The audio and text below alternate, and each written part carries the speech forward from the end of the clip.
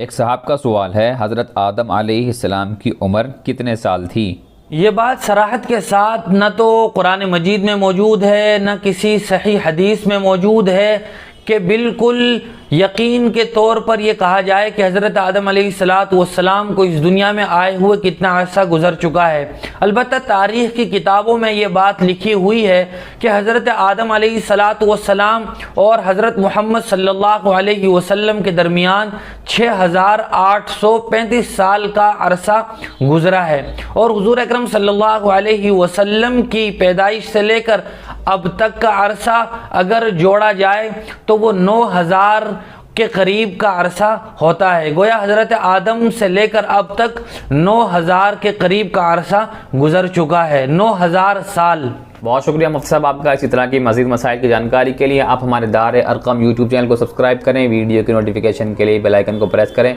Video को like करें, सदक़ा जारिया के लिए इससे वीडियो को शेयर भी करें और इसी तरह अपने सवाल हम तक पहुँचाते रहें। जज़ाकल्लाह।